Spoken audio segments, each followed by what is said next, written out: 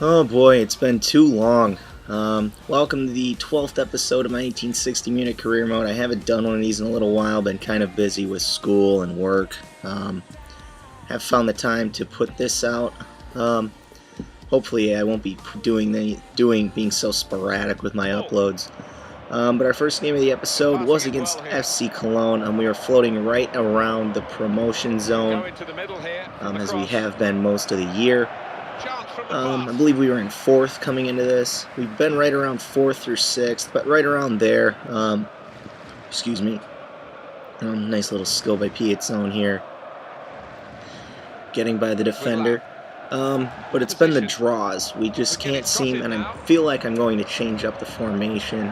Thinking about going with a 3-5-2. And online when I play with a 3-5-2, I never do well. I was really into the 3-5-2 for a while when I first started Ultimate Team, just because it seemed like everyone else was doing it. But I like to have some more people at the back. But I think on this team it might work. Just because I have Schindler, who's a real strong defender, Wynn, who is just super fast, and Kerbrat's a pretty good one as well, even though he's short. I think he would do pretty well as a third center back there if we tried that. And of course, we recently picked up Yacine Benzia on a transfer from Lyon, Olympique Lyonnais, and I brought him on here at halftime against Cologne, just try and get something going. Louth isn't always he isn't always someone who can create for us. You see right here, we concede. Uja scores for Cologne. And we were down 1-0. I don't know why. It seems like Louth he can't really create for himself quite as much as I'd like.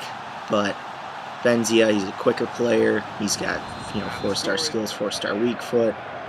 He can make it happen all on his own. And after that goal, we kind of came alive.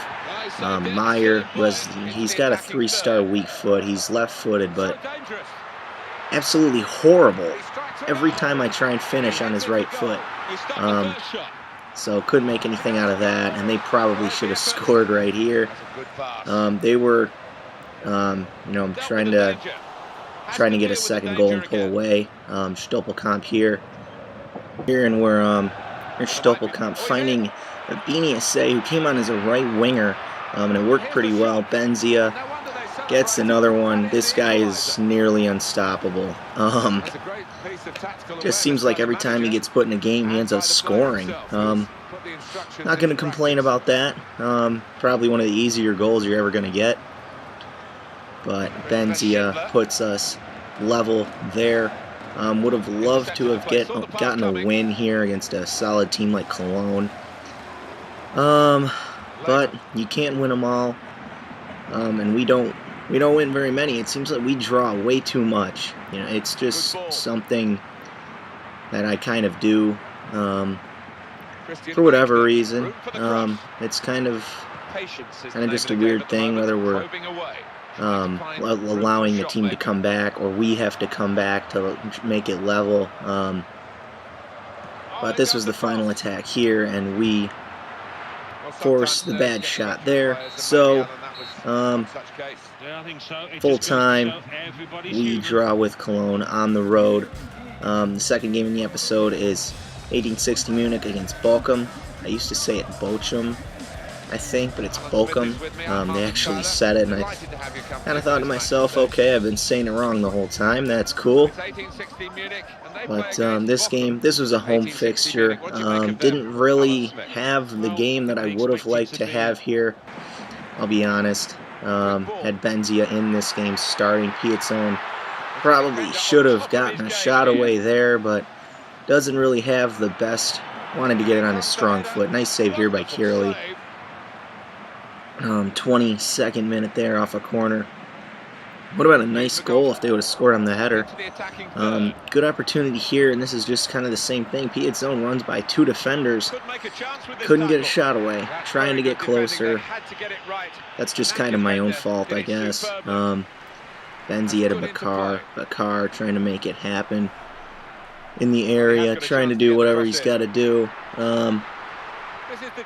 Can't get a shot away though. Their defense collapses on me. This was really the game where I thought, okay, I think I need to make some changes. We just didn't play as well as we should have. We have a good team with Piazzon and Yassine Benzia and some other good players. Stoppelkamp has been great all year. And all these other clubs, I mean, random clubs from Spain like Real Betis and other clubs like that are trying to buy him in the transfer window. Wouldn't have been a bad idea if I would have done that, but I like using him. He's a real workhorse. I like using him because of that. But right here, Kramer scores a goal and a nice diving header. It kind of looked like my own defender headed it back towards goal on the replay here. I believe that was Wojkowiak, but he headed it right to Kramer. Kramer scores, makes it 1-0. Benzia with a good free kick opportunity here, stopped by the Bochum goalkeeper. I keep seeing Bochum. Then Piazzon. I normally try and keep my team on defensive since I have the 4 at the back. I know it seems like when you have, and this is a great volley by Kramer, holy cow. That's pretty much what sealed the deal for Bochum. Went up 2-0. Unfortunately, I was so mad, didn't want to watch the replay. But yeah, as I was saying, it seems like when you have 4 at the back and you leave it unbalanced, that your wing backs just run up the field. They just run up the field, get in the play. Your fullbacks leave your defense exposed. So that's why I do that, and it hurts me on corners and set pieces, but that's kind of what works for me sometimes. But Benzia gives us a consolation goal. We were down 2-1. There was only 1 minute of stoppage time, so we weren't going to have time to make anything happen. So we would drop 2-1 to Bochum at home. Obviously not the result we were after there. Kramer ripped us apart all by himself. That'll be it for this episode as far as games, but some player I wanted to show, a French striker. He looks to be a striker, Christian Ducartu. Look at those stats, and look at the potential. He'll definitely be on the team next year. Kind of looks like he could be... I don't want to say he looks like he could be kind of Messi-esque with that balance, and he's good. Looks to be good in the air too. He's not very tall, but yeah, that's my youth squad for right now. A lot of French players. I had that first trip to France. Couple Italians as well. Excited to bring up Ducartu for the second season. Hopefully I'll have the 13th episode out really soon. Probably going to work on that a little bit more today. And I'm trying to see how at the end of this episode, another youth squad scouting report. Got one from Germany here. There was a solid player. One solid player that I ended up signing. So this is pretty much Florian Mulders is the guy. He's right here. Scroll down. There we go. Look at this guy. Looks pretty solid. So if you enjoyed this video, please like, comment, subscribe. I'd appreciate it. And I'll see you next time.